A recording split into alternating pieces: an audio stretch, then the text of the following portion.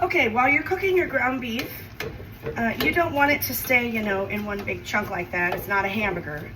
So in order to break this up into the small type of pieces that we can work with, we're gonna need to use our spatula.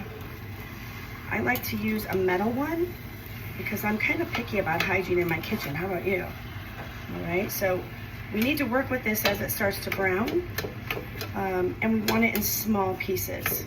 The onion, the garlic, the salt, and the pepper are going to make this ground beef so much more delicious than it would be on its own.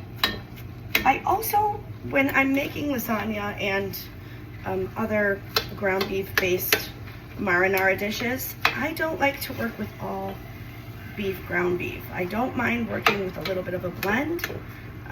This is not lean ground beef. I really like a little bit of fat in it.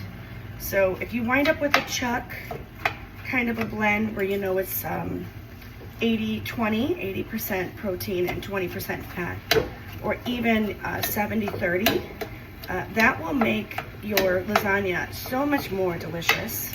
So there's a buying tip for you. I wouldn't work with frozen ground beef. I've done it before. It's very difficult. Don't do that to yourself. Get yourself some fresh ground beef. Don't pull it out of the freezer unless you're gonna, thaw it really well, which my mother is a genius at that. So as you're cooking your ground beef, you're gonna keep working with it to keep it in small pieces like this.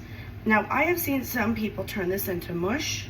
I don't like that either. I like my food a little bit chunky, and not everyone does. So if you like your ground beef, really finely chopped, you can do that now. But I tend to leave my onions, my vegetables, and my ground beef a little bit more on the chunky side. Now, if you're wondering how this fits into lasagna, this is the first step of making our marinara that will be layered into the lasagna. We're gonna fully cook this ground beef until it's brown and basically ready to eat. And then we're going to create a marinara modification. We'll start with the jar, and I'll show you how to do that. And then we're going to combine them. So stay tuned for deliciousness.